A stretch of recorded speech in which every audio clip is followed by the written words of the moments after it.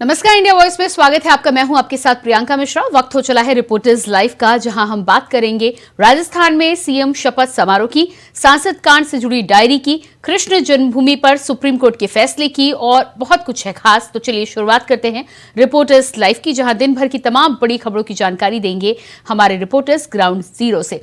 शुरुआत करते हैं सबसे पहले राजस्थान में भजन लाल शर्मा ने सीएम की शपथ ले ली है। सीएम के साथ ही साथ किस किस ने ली है शपथ, कैसा रहा समारोह, बता रही है हमारी संवाददाता प्रज्ञा मिश्रा। लाल शर्मा ने शुक्रवार यानी आज राजस्थान के सीएम पद की शपथ ली है। आपको बता दें कि आज भजन लाल शर्मा का जन्मदिन भी है। इस दौरान उन्होंने सीएम पद का शपथ लिया।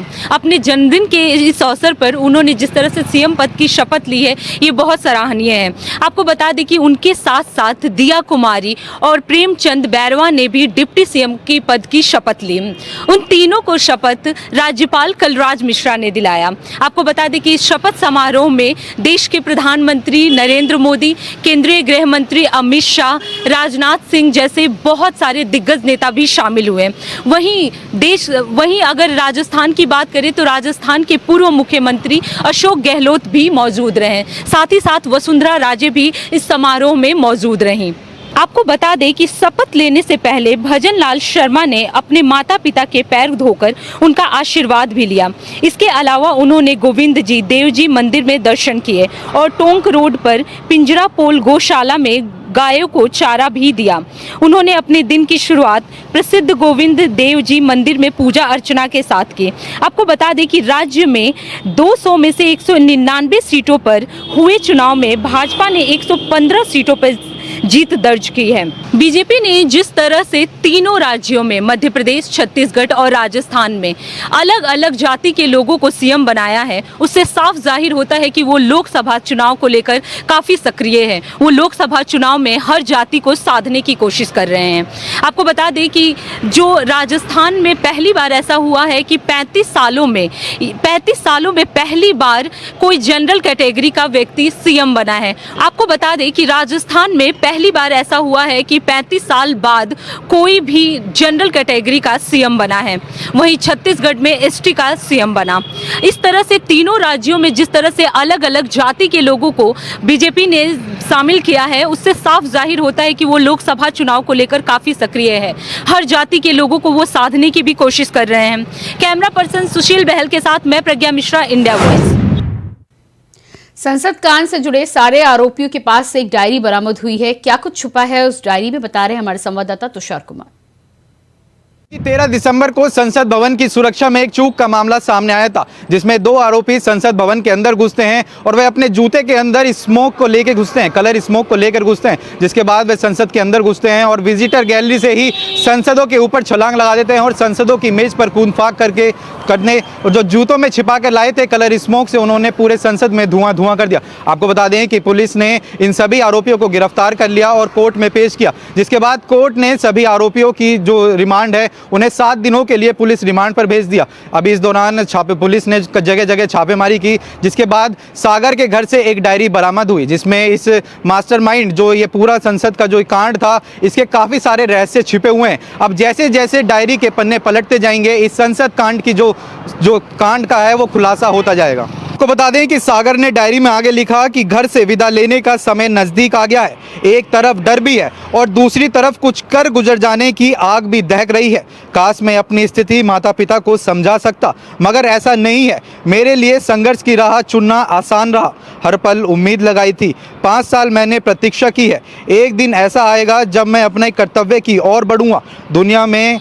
आपको बता दें कि पकड़े जाने के बाद इन सभी आरोपियों से सुरक्षा एजेंसियां लगातार पूछताछ कर रही है। इन सभी आरोपियों पर यूएपीए के तहत मामला दर्ज कर लिया गया है। बता दें कि जो ये संसद कांड का मास्टरमाइंड था ललित झा, उसने दिल्ली के कोई पुलिस स्टेशन में आज सरेंडर कर दिया, जिसके बाद पुलिस ने उसे हिरासत में ले लिया और पूछताछ की जा रही है। अब देखने वाली बात यह होगी कि जो सागर के यहाँ से डायरी बरामद हुई है, उसके बाद उस डायरी के जैसे जैसे पन्ने पलटते जाएंगे, इस संसद कांड का खुलासा होता जाएगा। कैमरा पर्सन सुशील बहल के साथ मैं तुषार कुमार, इंडिया वॉइस, दिल्ली।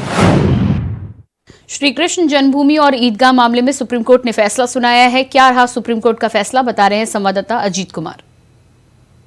श्री कृष्ण जन्म स्थल को लेकर के एएसआई सर्वे के मामले में एक बार फिर से सुप्रीम कोर्ट की तरफ से मुस्लिम पक्ष को बड़ा झटका लगा है। जी हाँ, दरअसल आपको बता दें कि इलाहाबाद हाई कोर्ट के फैसले को सुप्रीम कोर्ट ने बरकरार रखा है। आपको बता दें कि इससे पहले इलाहाबाद हाई कोर्ट का फैसला आया था जिसमें श्री कृष्ण जन्मस्थल को लेकर के एएसआई सर्वे कराने की मांग की थी, जिसमें अधिवक्ता कमेटी की मांग की थी, जिसके विरोध में मुस्लिम पक्ष के समुदाय के लोगों ने सुप्रीम कोर्ट का दरवाज़ा खटखटाया था और उस पर रोक लगाने की मांग की थी। लेकिन सुप्रीम कोर्ट की तरफ से आज एक बार फिर से फैसला सुनाया गया, जिसमें मुस्लिम पक्ष को झटका देते हुए इस इलाहाबाद हाई कोर्ट के फैसले को बरकरार रखा है और जल्द ही इसमें सर्वे कमेटी गठित की जाएगी। हालांकि सर्वे कमेटी कब गठित होगी, सर्वे कमेटी में कितने लोग शामिल होंगे, किस तरीके से वीडियोग्राफी के आधार पर, फोटोग्राफी के आधार पर किस तरीके से पूरा का पूरा सर्वे किया जाएगा, ये इन सब चीज़ों के लिए 18 तारीख की जो तारीख है वो मुकर्रर की गई है, जिसमें 18 तारीख को सर्वे कमेटी गठित करने को लेकर के कोर्ट अपना रुख आगे बढ़ाएगा। निश्चित तौर पर साफ हो चुका है कि अब श्री कृष्ण जन्मस्थल को लेकर के एक बार फिर से जिस तरीके से लंबे समय से मांग चली आ रही थी मथुरा में जो श्री कृष्ण जन्मस्थल है उसको लेकर के, तो एक बार फिर से जो तमाम जो हिंदू समर्थक लोग हैं, जो सनातन धर्म से जुड़े लोग हैं, उनको एक बड़ा उनके हक में फैसला सुनाते हुए आज कहीं ना कहीं सुप्रीम कोर्ट का भी एक सुप्रीम फैसला आया है, जिसमें अब 18 दिसंबर के बाद ये डिसीजन लिया जाएगा कि ये जो कमेटी है, कमेटी में कितने लोग होंगे और किस तरीके से ये जो सर्वे कमेटी है वो काम करेगी और किसकी निगरानी में काम करेगी। फिलहाल आज की अगर हम बात करें तो सुप्रीम कोर्ट की तरफ से बड़ा फैसला आया है, जिसमें सर्वे कमेटी को बरकरार रखने की बात कही है और जल्द ही अब मथुरा स्थित श्री कृष्ण जन्मस्थल का एएसआई सर्वे भी कराया जाएगा। Ajit Kumar, India voice, Delhi.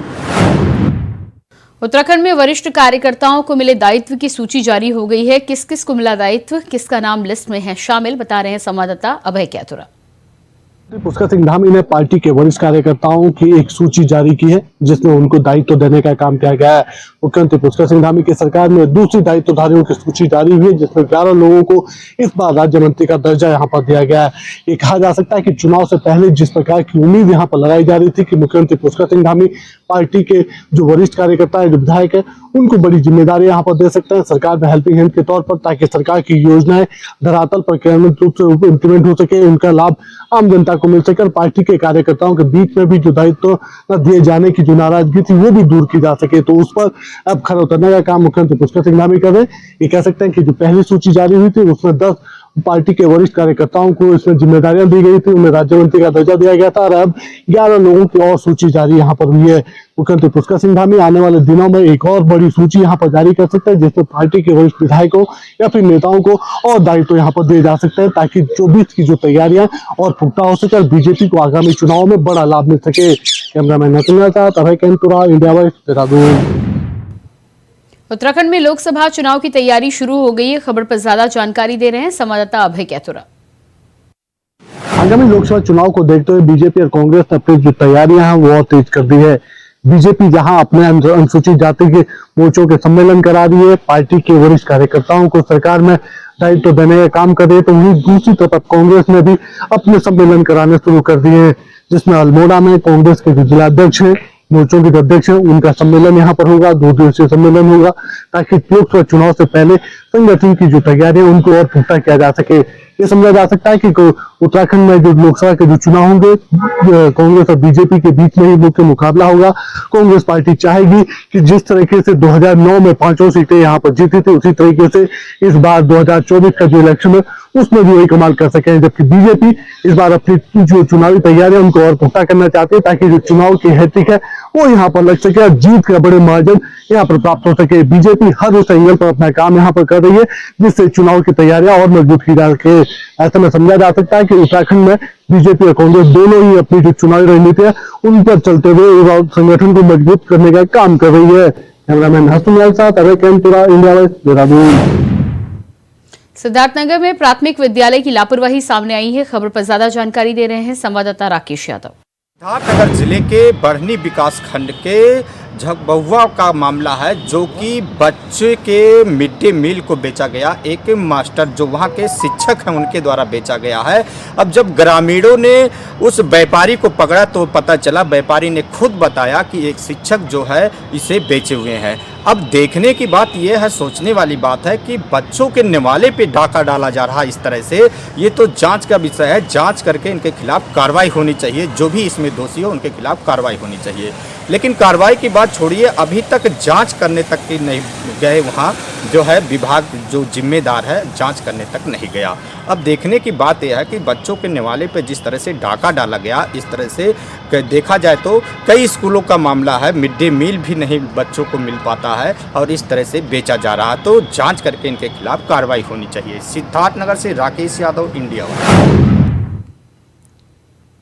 बिजनौर में पुलिस को मिली कामयाबी, खबर पर ज्यादा जानकारी दे रहे हैं संवाददाता जाहिर अहमद। शहर कोतवाली क्षेत्र के नगीना रोड पर ITI के पास बुधवार की शाम को युवकों के विवाद में एक युवक की गोली मारकर हत्या कर दी गई थी, जबकि उसका एक साथी घायल हो गया था। इस पूरे मामले में पुलिस ने पीड़ित के पिता की तहरीर पर 3 नामजद और 3 अज्ञात युवकों के खिलाफ हत्या व धमकी देने और मारपीट का केस दर्ज किया था। पुलिस की टीम आरोपियों की तलाश में तभी से जुटी हुई थी।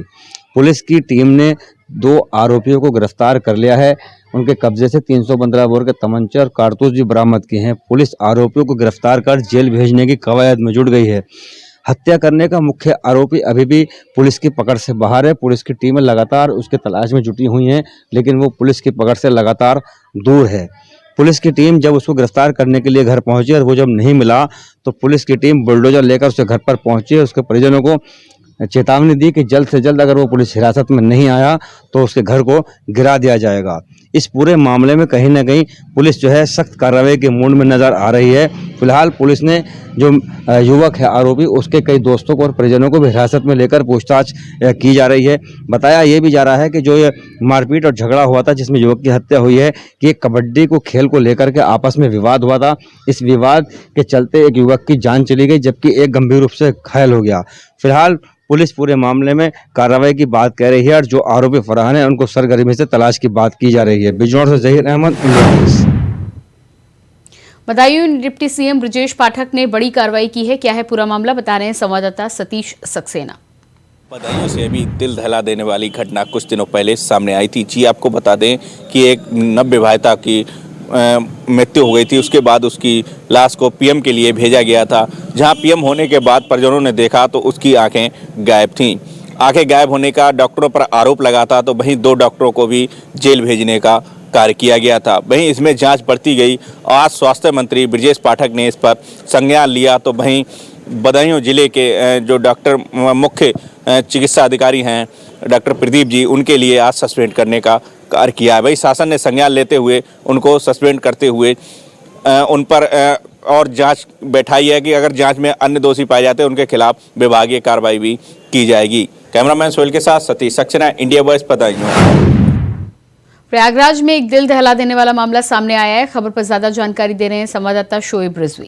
बिहार के एक युवक ने अपनी मां को गला दबा करके उसकी हत्या करने के बाद हिसार हरियाणा से उसकी लाश को सूटकेस में लेकर के प्रयागराज के संगम पहुंच करके सनसनी मचा दी। दरअसल बताया जा रहा है कि जो हिमांशु नाम का युवक है 20 साल का, ये बिहार का रहने वाला है, हिसार में रहता था।